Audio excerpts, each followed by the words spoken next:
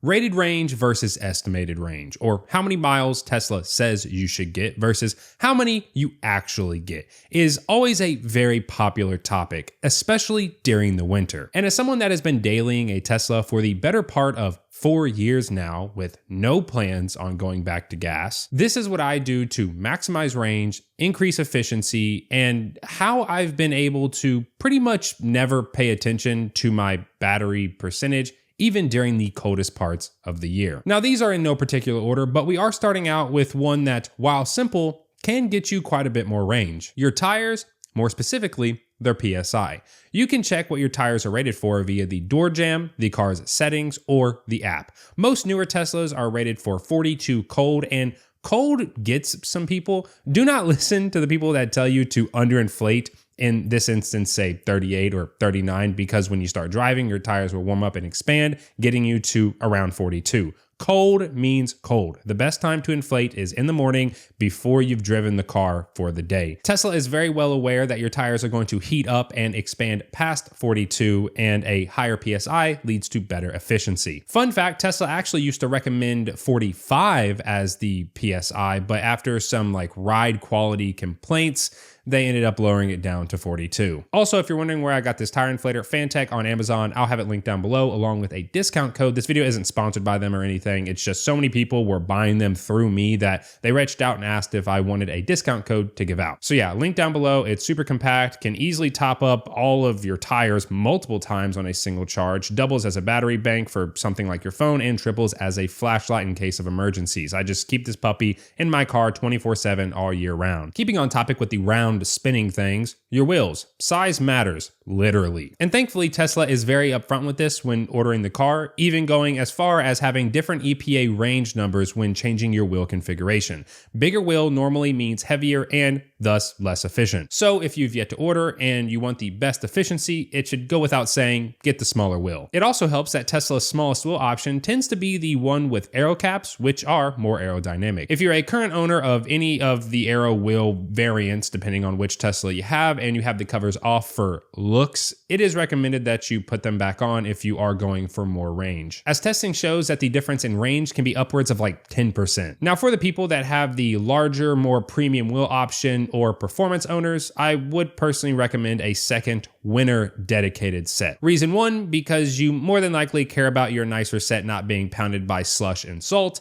And reason two, you can get a smaller, more efficient set to help offset the efficiency hit caused by the cold, while also getting a dedicated winter or snow rated all season tire. Now, if you're a new Model 3 performance owner with the fully forged warp wheels, the 18s you're looking at buying probably won't be fully forged because, well, I mean, they could be, they'd just be really expensive. So the weight discrepancy won't be as big as they say would be with the older Uber turbines if you had an older performance. But don't forget that the rears on the new Performance 3 are staggered, and going from a staggered setup to a square setup will also improve efficiency. The set that I've been running for 3 winters now are the 18-inch TS5s in satin gray wrapped in cross climate 2s. They worked on my old Performance 3, they work on my new Performance 3, and they have been great. The tire especially has been great as it is a 3-peak mountain snow rated all season tire, which in somewhere like Kentucky is probably your best choice.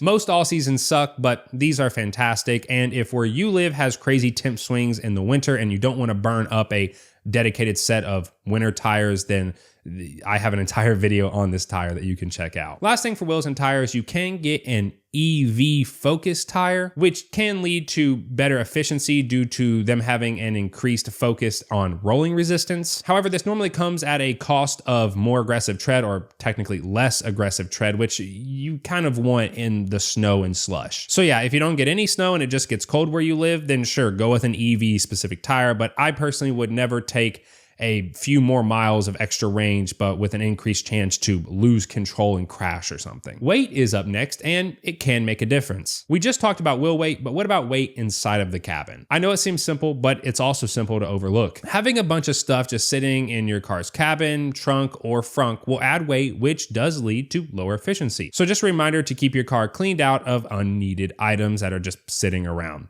If you really want to go the extra mile, instead of getting those really heavy TPE floor mats, get something something like XPE mats. As someone that's had and used both TPE and XPE, XPE is my choice. XPE is not only lighter, but they also use foam, which massively improves in-cabin noise with the lack of a white engine noise because it's an EV. They're also precision cut, so they fit perfectly, and they're just so much easier to clean. My TPE mats were permanently stained with salt and just gunk after one winter, and while a quick pressure wash on the XPE mats, they look good as new. I'll have the ones that I've been using for years linked down below. Now, speaking of cleanliness, you've probably heard the claim that having a cleaner car leads to better efficiency, and wondering, is this actually true? Well, there was a Mythbusters episode that focused on this exact question, and yeah, it actually is true. You can Google the episode if you don't believe me. Now, it's not gonna be the difference of 10 to 20% saved on your commute, but it will be a few miles here and there, and when you're going for max range, every mile matters. This is also probably a good time to address washing the car in the winter. I've done multiple car wash videos here on the channel that you all have expressed great results with, but a question I get asked a lot is, what about the winter? And well, being entirely honest, during the winter, I might wash my car 2 to 3 times, and that's over 4, 5, upwards sometimes of a 6-month period. It just doesn't really make sense, in my opinion, to try and keep the car as clean as it is during the summer, where I'm washing it every 2 to 4 weeks. It's just not gonna happen. During the winter, I mainly just power wash the car to get the really caked on dirt and salt off. Most towns and cities will have some sort of self-serve car wash bays that you can go to for like $5 to $10. I'll throw on a pre-soak followed by a high pressure rinse. I do not touch the car because this method is, like I just said, to really get the caked on stuff off.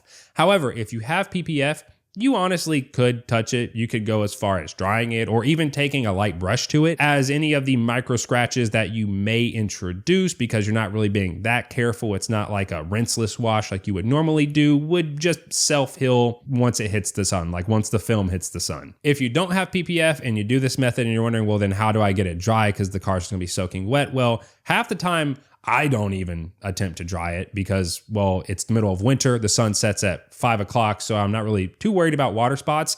And a few little stoplight pools on the way home tends to get most of the water off. And if you are curious about PPF and how I got my car to get like this and why I do recommend it only if you DIY, I'll have that video linked down below. You'll save thousands of dollars from that video. Now let's talk about your winter profile and why you should have one. We all know that Tesla allows you to create profiles for people that drive the car, but you can also create additional profiles to act as quick changes for your settings. The winter being a time that changing some of your settings will benefit you and your efficiency. You can set up the profile how your normal profile is, but adjust the following. First is chill mode, as you'll just have better throttle control in terms of just being more smooth. Like putting your foot halfway down in chill versus sport or standard is gonna suck a lot less juice. Yeah, you'll be slower, but that's kind of a given. Also, for you new Performance 3 owners that have read the manual and are wondering about insane mode and the increased temps that could potentially make the battery more optimal for efficiency, I'll talk about that in just a second. Next, make sure you have the setting with the most amount of regen. Newer Teslas can't change regen unless you are from the future and have Juniper, as that apparently will have a regen adjusting setting. More regen equals more energy back into your battery versus being wasted by your brakes. Set your HVAC to auto and focus on seat heaters and your steering wheel heater. Direct transfer of heat is always more efficient versus the ambient temp, so you can run the HVAC a few degrees lower as long as you're making physical contact with the warm seat and steering wheel. There's also other settings that aren't permanent and don't necessarily aid in efficiency, but can be useful during the winter. For example, having your auto fold mirrors turned off. If you park outside and it snows or freezes, the motors in the mirror aren't at risk of, I don't know if I've ever seen one break, but if you've ever heard one trying to unfold when it's completely frozen, it doesn't sound good. Though if you have auto fold set to location, they shouldn't unfold until you've started driving and left your driveway. Maybe that's just a MyQ feature. I know mine does that, so when I open the car door, the mirror won't unfold. It's not until I've left my driveway and are a few car lengths down the street that then my mirrors will unfold. Also, put your wipers into service mode so they pop up and are right in front of the defrost heaters on the inside of the car, so when you start preconditioning the car, they melt pretty much immediately. You never have to worry about frozen wipers. And finally, if you find that your door handle keeps getting frozen a lot, Tesla does recommend using the back of your fist and tapping the fat part of the handle to break the thin layer of ice. Or you could just go into the app and set a quick control to electronically pop the driver's owner's door. Also, yes, the 5 quick controls glitch, I guess you could call it, still works for those who are wondering. At this point, I'm convinced that it's not even a glitch and it's just meant to work like that. It's just finicky. I don't know. It's just, I always get people telling me that, hey, it's been patched, and it hasn't been patched. Oh, and while we're on the topic of the app, a quick reminder, if you've watched a lot of like older Tesla, like how to have better range and efficiency videos, you'll probably see them telling you not to open your app. I even said it in old videos, and Tesla actually updated that last year to where now opening your app doesn't wake the car. You either need to send a command to the car via the app or pull down to refresh, and then that'll wake the car. So if you're an avid app opener, especially during like when you first get the car and you're kind of just excited and you're looking at it all the time, you don't need to worry about that waking the car up. Now let's discuss probably the most effective way to increase efficiency and range, getting your battery to proper temps before driving. For some reason, Tesla has yet to add a battery precondition button within the app or settings, but there are still ways to achieve the same result. In fact, there are 3 ways. First, in the app or the car settings under schedule, here you will be able to tell the car when you plan to leave, along with checking the box that says to enable HVAC, along with preconditioning the battery. Second, and probably the easiest, just turn on your HVAC. There's a reason why the preconditioned setting we just discussed states HVAC and precondition the battery. The two are kind of tied together in a sense. Turning on the HVAC also starts the battery precondition. And third, which I wouldn't really recommend unless you have a specific use case, setting your in-car's navigation to a nearby supercharger. Assuming you're close enough, this will turn the supercharger battery heater mode on, which essentially means your car's battery warmer kicks it into overdrive. Why do I say I don't recommend this? Well, because a lot of the times it'll use more battery warming the battery compared to if your first few miles of driving aren't really that efficient while the battery warms up naturally along with the HVAC. Though the battery loss could be negated if you're plugged into a level 2 charger that's recouping the amount lost at the same pace. 2 other things to know about preconditioning and keeping the battery at optimal temperatures. First, for performance owners, while I haven't tested it and haven't seen anyone else test it like specifically, insane mode may actually keep your battery at a more optimal temp for efficiency. The manual states it keeps the battery at optimal temp for performance, but as we know via testing, it only gets it to around 110, and real optimal performance temp is around 130. So in terms of battery temp for efficiency, it actually may be better versus chill. However, you do have the trade-off of wasting more juice at a stop due to increased acceleration, and if the roads are bad, having trouble getting going from a stop. Too much torque is only ever a problem when you just can't put it down. I believe there's also a report that shows that cars with a heat pump retain heat better in chill mode, but I could be wrong. I'm like almost positive that that was a report that came out though. And 2, if you are doing small trips like around town, so just like kind of short bursts, utilize Keep Climate On. This will keep your battery warm and ready while you're in the store or grabbing whatever you need. As long as I'm in the store for less than 10-15 minutes, I'll set this before leaving the car. If whatever I'm doing takes longer, then by the time I hit the checkout or I'm about ready to leave the store,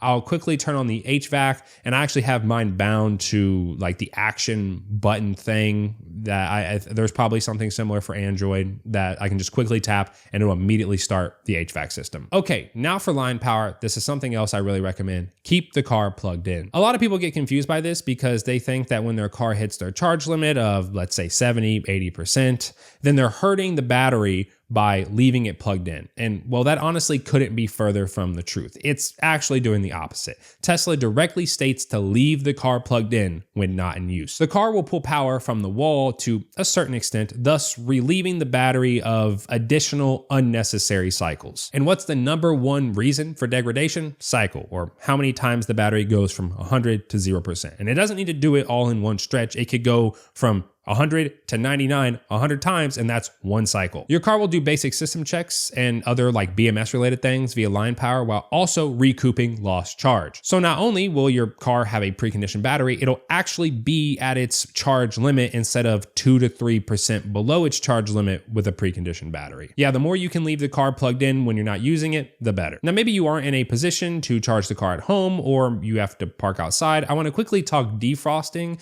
and how useful it can actually be. be. If you notice your car has a good amount of snow on it, or you just have a hunch because maybe you live in like the top floor of an apartment building and you can't see the car and it was supposed to snow, turning on defrost when you turn on HVAC from the app can be very useful. And remember, if you put your wipers in service mode before you got out, then you won't have to worry about them being frozen.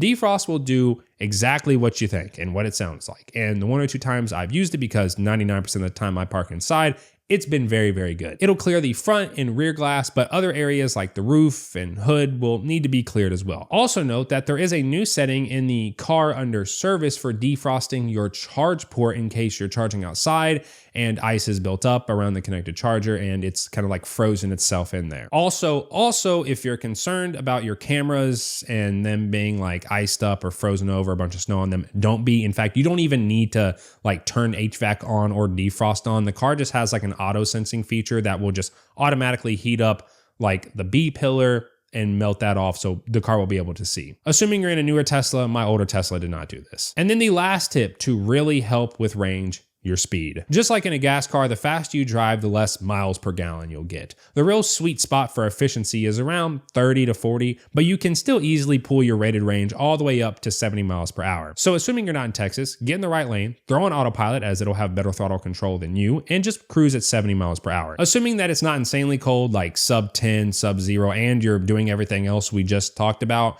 you'll actually get close to your rated EPA range even during the winter. As for people that will say to draft behind semis, while this does work, and I have done this myself personally, it is a risk to reward thing. Semis throw up a lot of rocks, and you're driving a car where the entire top part is very expensive to replace glass. Also, have you seen videos of semis blowing a tire or like a tire coming off? I do not care if I'm missing out on a little bit of range. I just don't think it's worth the risk. But yeah, besides all that, you can also do things like checking in with the Energy app, as that will give you a pretty much play-by-play summarizing each drive and what you can do to improve, along with keeping the car up to date, as Tesla is always introducing cold weather performance improvements. If you have anything to add that will help with efficiency or increase range, then let others, along with myself, know down in the comments. If you are new around here and you want to see more Tesla-related stuff in your YouTube feed, then feel free to subscribe, and I will see you all in the next one.